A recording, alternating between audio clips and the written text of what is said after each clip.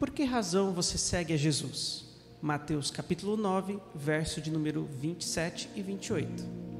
Saindo Jesus dali, 2 cegos o seguiram, clamando: Filho de Davi, tem misericórdia de nós.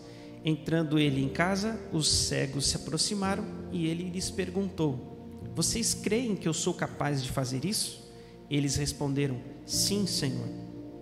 Após vários milagres de Jesus, narrados aqui por Mateus, os 3 últimos, que é a cura da filha de Jairo, a cura dos 2 cegos que acabamos de ler e a cura de um homem dominado por um demônio mudo, a fama de Jesus, diz o texto, se espalha por toda a região.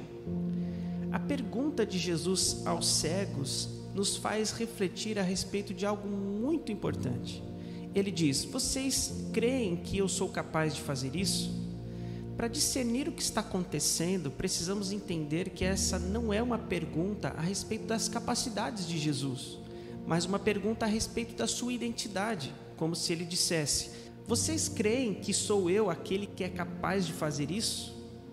Infelizmente, muita gente iludida por uma mensagem falsa ou por uma vontade cega, segue Jesus imaginando poder contar com os favores dele para resolver seus problemas cotidianos. Afinal, Jesus é mestre em milagres, médico dos médicos, Senhor dos senhores, ele é o dono de todo o ouro, toda a prata e etc. O questionamento de Jesus nos leva a considerar sobre o que de fato é importante e significativo na vida. A questão é se Jesus é a razão da nossa procura ou as nossas razões são o motivo da nossa procura por Jesus. Os milagres de Jesus nunca foram fins em si mesmos, isto é, sempre foram sinais que apontavam para a sua messianidade. Milagres não existem para fazer a vida mais confortável e menos sofrida, muito menos para atenuar as dificuldades ou satisfazer os desejos particulares de cada um. Os milagres revelam que Jesus é o Messias. Assim como ocorre em nossos dias, também naquela época a fama de Jesus se espalhava, ainda que o marketing boca a boca contrariasse Jesus. E assim como acontece nos nossos dias, também naquele tempo, Jesus era famoso por aquilo que ele era capaz de fazer e não por ser quem ele era.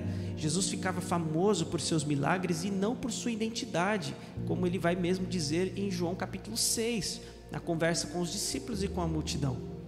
Devemos celebrar os milagres de Jesus, é verdade, mas não podemos permitir que os milagres se tornem uma cortina de fumaça que nos impeça de ver a real identidade dele.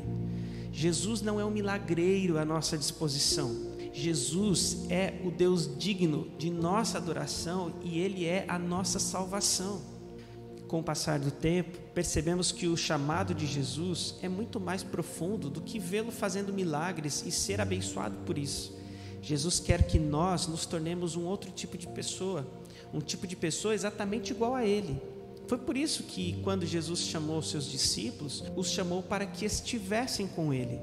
A nossa caminhada com Jesus implica prestar atenção nele, olhar atentamente para tudo o que ele faz, ouvir o que ele diz, perceber os milagres que ele realiza, imaginar e dar atenção à maneira como Jesus se relaciona com o seu Pai, como fala com ele. Isto porque a nossa grande ambição como discípulos de Jesus deve ser igual ao nosso Mestre.